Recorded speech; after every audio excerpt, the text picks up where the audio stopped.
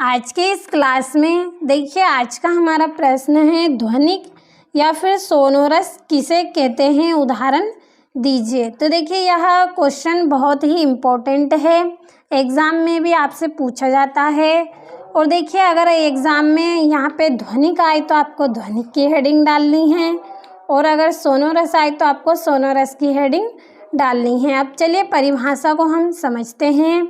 तो देखिए जब धातु कठोर सतह से टकराती है तो विशेष प्रकार की ध्वनि उत्पन्न करती है, इसे ही ध्वनिक या सोनोरस कहते हैं, तथा धातु के इस गुण को ही ध्वनिकता कहते हैं।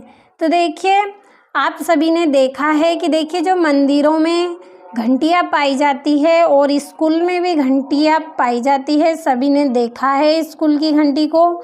देखिए जब हम उसे लोहे के हथौड़े से पीटते हैं या फिर दूसरी वजनदार अगर वस्तु से हम उसको पीटते हैं तो वह किस तरह से ध्वनि उत्पन्न करती है, उसे हम क्या बोलते हैं, ध्वनिक कहते हैं या फिर सोनोरस कहते हैं। और देखिए जब इस धातु में से जो ध्वनि उत्पन्न करती है, ध्वनि उत्पन्न करने का इसमें जो गुण होता है उसी गुण को हम क्या कहते हैं, ध्वनिकता कहते हैं।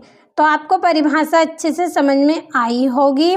तो देखिए उदाहरण के लिए हमारी स्कूल की घंटी या फिर मंदिर की घंटी, तो आपको अच्छे से परिभाषा समझ में आई होगी कि जब धातु कठोर सतह से टकराएगी तो वह विशेष प्रकार की उसमें से ध्वनि उत्पन्न होगी, उसी को हम क्या बोलेंगे, ध्वनिक कहते हैं। और जो ध्वनि उत्पन्न करने का उसका गुण है उसी गुण को हम क्या कहेंगे, ध्वनिकता कहते हैं।